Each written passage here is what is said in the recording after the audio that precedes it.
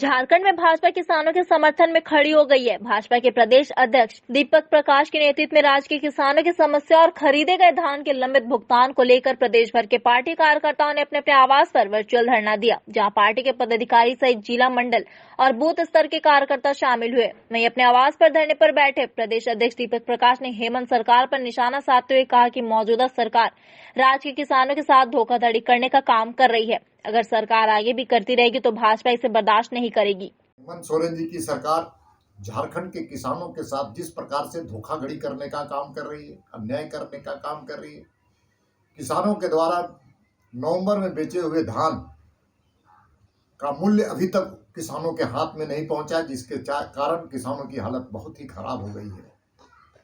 इस विषय को लेकर के और किसानों के ऋण माफी हो, इस विषय को लेकर के और साथ किसानों के बीज और धान समय पर किसानों को मिले, इस विषय को लेकर के हम सब लोग पूरे प्रदेश में आज भारतीय जनता पार्टी का कार्यकर्ता धरना दे रहा है और इस सरकार को सचेत कर रहा है कि किसानों के साथ आप अन्याय करने का काम करेंगे, धोखाधड़ी करने का काम करेंगे तो भारतीय जनता पार्टी बर्दाश्त नहीं करेगी। अब सबको याद होगा कि जब झारखंड मुक्ति मोर्चा और कांग्रेस पार्टी, राष्ट्रीय जनता यानी जनता दल, यूपीए गठबंधन की सरकार बनी, तो पहले सरकार ने कहा था कि किसानों के 2 लाख तक 1 लाख तक के कर्जे को हम माफ़ करेंगे। और जब सरकार बनी तो 20 और 21 के बजट सत्र में सरकार ने 2000 करोड़ रुपया का प्रावधान भी किया था, लेकिन सरकार ने किसानों के कर्जे को माफ नहीं किया। पूरे 1 वित्तीय वर्ष यूं ही समाप्त हो गया, यूं ही बीत गया। उसके बाद द्वितीय वित्तीय वर्ष 21 और 22 का प्रारंभ हुआ और द्वितीय जो बजट सत्र था उसमें भी सरकार ने 1000 करोड़ रुपया की कर्जे की किसानों के कर्जे को माफ करने के प्रावधान किया और ने कहा कि नहीं, 50,000 रुपया तक की कर्जे को हम माफ करेंगे। लेकिन अभी मई का महीना चल रहा है, अभी तक कोई आता पता नहीं कि किसानों के कर्जे कितने माफ़ होंगे, कैसे माफ़ होंगे। जो कुछ भी जानकारी हम सब लोगों ने जो प्राप्त की है उसमें सरकार ने इतनी उलझन डाल दिए हैं ताकि किसानों के कर्जे माफ़ होना दूर की बात है। और सिर्फ सरकार की ये भी लगता है पिछले साल की तरह घोषणा ही रह जाएगी। लेकिन उससे अधिक दुखदायी ये है कि आप सबको याद होगा, सरकार किसानों के हितों की बड़े बड़े बात करते हैं। यहाँ के जो कृषि मंत्री है वो तो कृषि कानून के विरोध में, जहाँ लोग तो किसान आंदोलन कर रहे हैं, धरना पर लोग बैठे, वहाँ तक पहुँच गए। लेकिन झारखंड के किसानों की क्या हालत है उसकी इन्होंने कभी चिंता नहीं की। झारखंड के किसानों के जहाँ फसल हुआ, धान की खरीदारी की, तो वो भी ठीक प्रकार से खरीदारी नहीं हुई। पहले तो मंत्री ने कहा कि अभी भिंगा हुआ है, नवंबर में कहा कि इस वक्त हम खरीदेंगे नहीं, बाद में हम खरीदेंगे। और बाद में जब किसानों के धान सूख गया तो किसानों ने 2 लाख से अधिक किसानों ने रजिस्ट्रेशन कराया जिसको धान बेचना था। लेकिन हमें जो जानकारी मिली अभी तक 1 लाख से भी कम यानी 95,000 रजिस्टर्ड किसानों ने ही धान बेच पाया, अर्थात आधे से भी कम रहे। आप समझ सकते हो जिन किसानों ने धान बेचा उसकी भी हालत क्या है, किसानों को उसके अभी तक दाम नहीं मिला। भाजपा द्वारा किसानों के लिए 1 दिवसीय वर्चुअल धरना पर सत्ता पक्ष में शामिल दलों ने कड़ी प्रतिक्रिया व्यक्त करते हुए कहा कि भाजपा किसानों के लिए घड़ियाली आंसू बहाना और ढोंग करना छोड़े, क्योंकि भाजपा के चाल चरित्र व दोहरे नीति से देश की जनता वाकिफ है। पूरे देश के किसानों द्वारा अपनी मांगों के लिए जब दिल्ली में धरना प्रदर्शन किया जा रहा था तो किसानों के साथ केंद्र सरकार का क्या बर्ताव रहा, किसी से छुपी हुई नहीं है। महागठबंधन की सरकार जैसे ही झारखंड में हेमंत सोरेन के नेतृत्व में बनी, सर्वप्रथम किसानों के हित में रैयत व गैर रैयत की 50,000 का ऋण माफी की गई। किसानों के हित में राज्य सरकार ने फसल बीमा योजना के तहत झारखंड राज्य फसल राहत योजना लाने का निर्णय लिया, जिसके तहत राज्य सरकार बीमा कंपनियों को पैसा नहीं देकर सीधे किसानों के खाते में पैसा देगी, ताकि किसानों के फसल के हुए नुकसान की भरपाई हो सके। इसलिए भाजपा किसानों के लिए झूठी चिंता छोड़े। कि जैसे साप्ताहिक हाट होता है उसी तरह एक साप्ताहिक कार्यक्रम आज भारतीय जनता पार्टी के मित्रों के द्वारा किया गया। किसानों के सवाल पर वर्चुअल धरना दिया गया। मैंने जिनको भी देखा सब कोई वातानुकूलित कमरे में बैठकर किसानों के सवाल को लेकर आज बहुत बड़ी बड़ी बात कर रहे थे।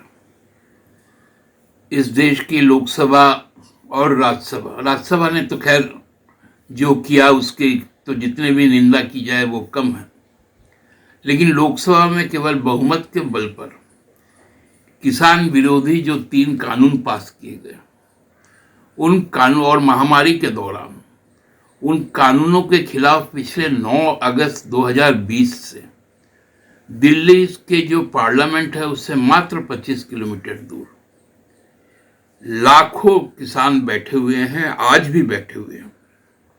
इस कोरोना काल में भी बरसात का समय बीता, भीषण गर्मी बीती, शीतलहरियां चली, लेकिन किसान नहीं हटे।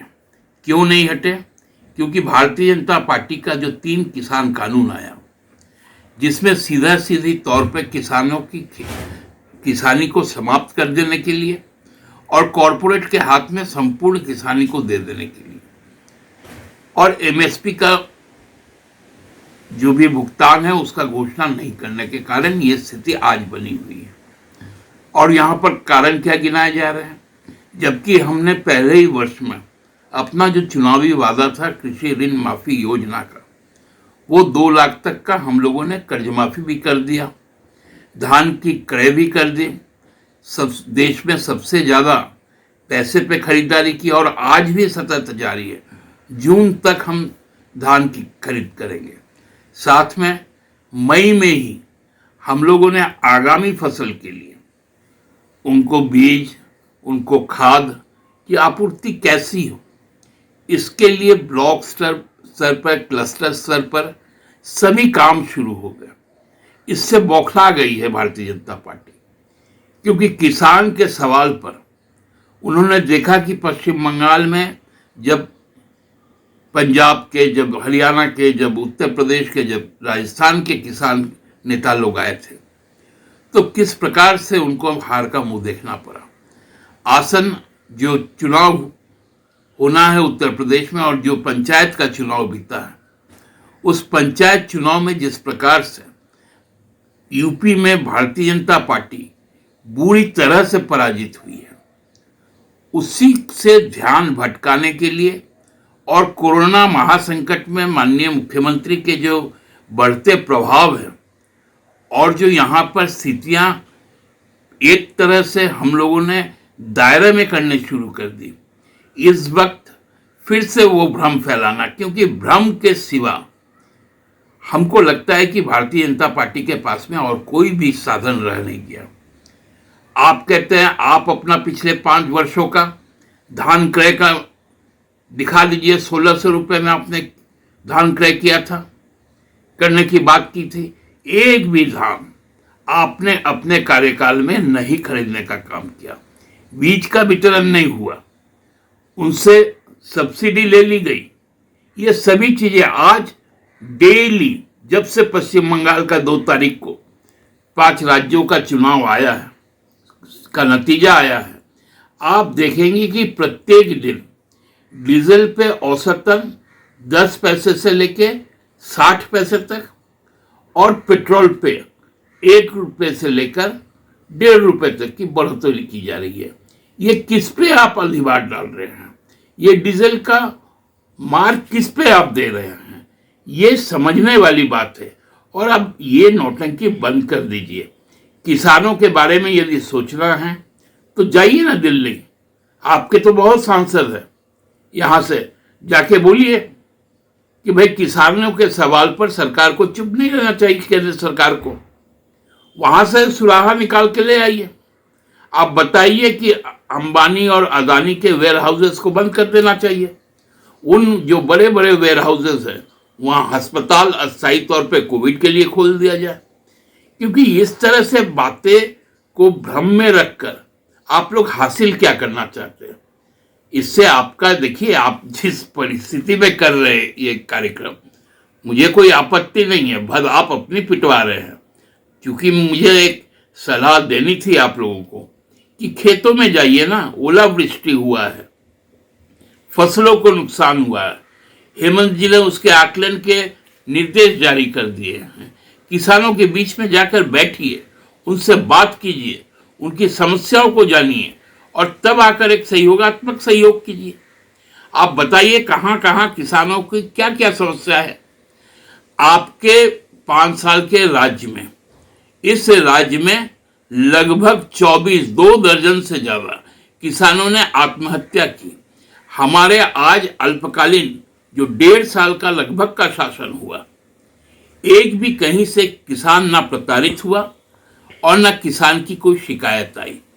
तो ये सारी चीजें बताती है कि आप कितने हतोत्साहित हो गए हैं। और बड़ा बड़ा नेता लोग को भी आज हम देखें, बाबूलाल जी भी आज, उनका तो आवास हर तरह से सुसज्जित है। और भी कई पूर्व मंत्रीगण को देखे, प्रदेश अध्यक्ष जी को भी देखे। देख के अच्छा लगता है। कोरोना काल में आप लोग टीवी में आ जाते हैं, सोशल मीडिया में आ जाते हैं। इससे एक ही बात का पता चलता है कि भाजपा के मेरे मित्रगण स्वस्थ हैं और ईश्वर से कामना करते हैं पूरे परिवार सहित आप लोग स्वस्थ रहिए, लेकिन दया करके इस काल में भ्रम ना फैलाएं। नहीं कर पा रहे हैं और इसी को लेकर आज वर्चुअली लोग धरने पर भी हैं पूरे राज्य में बीजेपी के नेता। ऐसा है, अब झारखंड वासियों को बताना चाहेंगे कि अगर प्रोक्योर किए धान को और पेमेंट में देरी हुई तो इसके लिए दोषी FCI है, फूड कॉरपोरेशन ऑफ इंडिया, जो भारत सरकार का। उनके पास हमारा भी बकाया 142 करोड़ रुपया। हम उनको चावल दे चुके हैं। चावल के देने के बाद वो पैसे देते हैं और उस पैसे को किसानों को हम लौटाते देते हैं। तो 142 करोड़ वो घटता है बढ़ता है, लेकिन अभी तक का जो आंकड़ा दिए हैं हमारे 142 करोड़ रुपये। लेकिन हम 200 करोड़ उधार लेके कर्ज लेकर के SFC से हम इसको बांट रहे हैं। सभी जगह पैसे चले गए हैं। पैसे बांटने का काम किसानों को चल रहा है, ये बताना चाहते हैं। और धान अधिप्राप्ति का सवाल है, एक डेट दिया गया 30 अप्रैल तक हमारा था। 30 अप्रैल तक हम जितना आए हम लिए, है ना। हमारी भी एक शक्ति है, जितना कहाँ हम लेंगे धान को, क्या करते हैं धान को ले करके राइस मिल में भेजते हैं। राइस मिल यहाँ बहुत कम है, राइस मिल बहुत कम है तो लेने वाला नहीं है। इसीलिए देखते होंगे, आप सुने होंगे कि धान पड़ा हुआ था पैक्स के एम्बलम्स के गोदामों में, क्योंकि कैपेसिटी नहीं रहा राइस मिल की वो लेने के लिए और फिर उसको चावल बनाकर हमको देने के लिए। इसलिए बीच में धीमा करना पड़ा था हमको, लेकिन फिर शुरू कर दिए हम लोग और 30 अप्रैल तक पूरा हो गया। जहाँ तक नहीं लेने का सवाल है, 3 जिलों में है और फिर हम कहेंगे FCI भारत सरकार का एजेंसी है, इसके दोषी है। वो सरकार से मांग करके लिए पलामू, गढ़वा और चतरा जिला कि हाँ हमको अधिप्राप्ति करने दीजिए, उनको दिया गया। और ये अखबारों के माध्यम से हमको मिला है कि 35% ही कर पाए। हमने हमारे विभाग ने FCI को लिखा है कि आप इसकी तिथि बढ़ाइए, है ना, 30 अप्रैल के बाद भी बढ़ा दीजिए, मई कर दीजिए, जून कर लीजिए। लेकिन वहाँ के किसान हैं उस इलाके में, पलामू, गढ़वा और चतरा में धान काफ़ी होता है, तो उनके किसानों को दिक्कत नहीं होनी चाहिए, उनका धान ले लीजिए। स्थिति यही है। आप कह रहे हैं कि इन 3 जिलों को छोड़कर तो बाकी जगह। धनबाद थाना क्षेत्र अंतर्गत JC मल्लिक रोड में अवस्थित श्री श्री पंचमूर्ति मंदिर में बीती रात चोरी की घटना घटित हुई। अपराधी मंदिर की दान पेटी में रखे 4000 नकद समेत हनुमान जी व मां दुर्गा की प्रतिमा पर सजा चांदी का मुकुट ले भागे। मंदिर के अध्यक्ष सत्येंद्र कुमार मिर्जा ने धनबाद थाने में चोरी की लिखित शिकायत दर्ज कराई है। मंदिर के अध्यक्ष ने लिखित शिकायत में पुलिस को बताया कि मंदिर में चोरी की 3री वारदात है। इससे पूर्व भी 2 बार चोरी की घटना अवगत हो चुकी है। उन्होंने पुलिस प्रशासन से मंदिर के आसपास पुलिस गश्ती बढ़ाने की मांग की है। पुलिस पूरे मामले की जांच में जुट गई है। अपराधियों की धरपकड़ हेतु सुराग तलाशने को लेकर पुलिस मोहल्ले का CCTV फुटेज खंगालने के बाद अपराधी का सुराग पता चला। पुलिस ने अपराधियों की छानबीन की और उसे धर दबोचा और मंदिर के जेवरात, नकदी, इन्वर्टर बैटरी बरामद की। मंदिर में चोरी की इस घटना से लोगों में आक्रोश भी है। आज हम लोग सवेरे जब उठे 4 साढ़े 4 बजे तो पता चला, सहाय जी हमारे हैं मेंबर, उन्होंने देखा कि भाई मंदिर का ताला टूटा हुआ है, खुला हुआ है। तो इन्होंने सूचना किया भाई चोरी हो गया।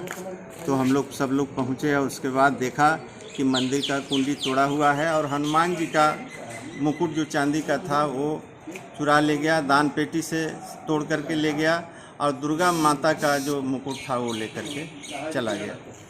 और इस संबंध में हम लोग सवेरे बहुत घूम फिर किए, और बैटरी जो है उसको ले गया, जो घिसटा करके ले गया। उसी आधार पर हम लोग बगल में फुटेज निकला सीसीटीवी में, उसी के आधार पर आज हमारे धनबाद थाना के बड़ा बाबू ने इसको रिकवर किया है। इनको बहुत बहुत धन्यवाद देते हैं। परिचय?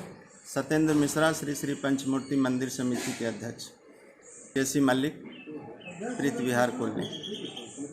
देखिए, जेसी मलिक रोड में पंचमूर्ति मंदिर है। मंदिर में सुबह में मंदिर के जो कमेटी के सदस्यगण हैं वो लोग जब मंदिर में पहुंचे तो उन लोगों ने देखा कि मंदिर का जो कुंडी है, जैसा मुझे बताया गया, मंदिर का जो कुंडी है उसका कुंडी को तोड़ करके टेढ़ा करके और उसके बाद मंदिर में प्रवेश करके और चांदी का पानी चढ़ाया हुआ 2 मुकुट, बैटरी और दान पेटी से दान का पैसा, ये मंदिर से चोरी हो गया। इसके बाद धनबाद थाना को सूचना की गई, जिसके बाद धनबाद थाना से कोई पदाधिकारी गए और उन्होंने वहाँ मुआयना करके वो आए। उसके बाद मुझे सूचना मिलने के बाद मैंने थाना प्रभारी के चार्ज में यहाँ अभी रजनीश बाबू हैं, सब इंस्पेक्टर साहब, उनको खबर किया, उनसे बात की और मैंने कहा कि उसका सीसीटीवी फुटेज भी है तो आप आएँ, अगर कुछ सुराग लगे तो देखा जाए। तो फिर वो आए, आकर के उन्होंने काफ़ी प्रयास किया और मेरे तरफ से धनबाद थाना को और रजनीश बाबू को, उनके साथ जो पदाधिकारी गए थे उनको, सभी लोग को बहुत बधाई है कि उन्होंने सामान को रिकवर कर लिया और उसको जो चोरी किया था जिसने, उसको पकड़ करके यहाँ थाना में भी बंद किया गया है और निश्चित तौर पर आगे की कार्रवाई जो होनी होगी वो होगा। इसके लिए धनबाद थाना आपका नाम परिचय? बहुत बहुत धन्यवाद के पात्र हैं। मैं प्रिय रंजन, पूर्व पार्षद, वार्ड संख्या 25। सुबह आज हम लोग को सूचना मिली कि जो है पंचमुखी मंदिर जो खोखन तालाब के पास में है चोरी हुई है। जो है मंदिर का जो है ताला तोड़ के जो है मुकुट और जो उसमें कैश रखा था दान पेटी में, उसको लेके गया था। फिर हम लोग जो है वहाँ से देखे, फुटेज देखें और फुटेज के आधार पर जो है हम लोग गए, कुछ लोग को दिखाया। फिर उसके बाद जो है कुछ सूचना मिली कि शायद यही हो सकता है जगजीवन नगर का रहने वाला अमर। तो हम दोनों लोग जो है काफ़ी उसमें मेहनत किए, उस घर को तलाशी अच्छे से लिए, तब जाके जो है मुकुट बरामद हो गया। फिर उसके आधार पे हम लोग बैटरी फिर बरामद करते हैं। हाँ, सरायढेला थाना का सहयोग रहा हम लोग को। आपका नाम परिचय? नाम मेरा रजनीश कुमार, सब इंस्पेक्टर धनबाद थाना। हम और वीरेंद्र मंगू, सब इंस्पेक्टर। ठीक। ई पास को लेकर हर चौक चौराहे पर पुलिस चेकिंग अभियान चला रही है। घर से बाहर निकलने पर वाहन चालकों को ई पास दिखाना अनिवार्य है। इस चेकिंग अभियान का सिटी एसपी ने जायजा लिया। लोगों से भी अपील की कि सरकार के निर्देशों का पूर्ण रूपेण पालन करें। अभियान चलाया जा रहा है सर आपके माध्यम से। लोगों को कोरोना का वजह से मतलब बिना ई पास से रोकने और जाने वाले सारे चीज़ों पर चेकिंग हो रहा है। किन किन क्षेत्रों में हो रही है? किन किन चौक चौराहे पर हो रही है? सारे मुख्य रणधीर वर्मा, रमन चौक, बिरसा चौक, सब जगह पर हो रहा है। सरायकेला खरसावां जिले के एसपी मोहम्मद अर्शी के सौजन्य से सरायकेला पुलिस प्रशासन द्वारा सराहनीय पहल किया जा रहा है। पुलिस प्रशासन द्वारा कोरोना संक्रमित और जरूरतमंद लोगों के बीच दवा, सूखा राशन, पैक भोजन, ऑक्सीजन सिलेंडर आदि उपलब्ध कराया जा रहा है। प्रचार वाहन से माइकिंग कर प्रचार किया जा रहा है।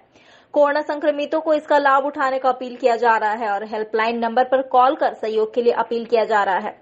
इसी संदर्भ में आज ईचागढ़ पुलिस द्वारा सीतू पंचायत के एक कोरोना मरीज का घर पहुंचकर दवा और सूखा राशन दिया गया। वहीं मरीज के परिजनों से तबियत का हालचाल पूछा गया। थाना प्रभारी दिनेश ठाकुर ने मरीज का हौसला बढ़ाते हुए आगे और मदद करने की बातें कही। हाँ सर, आज क्या अभियान चलाया जा रहा है?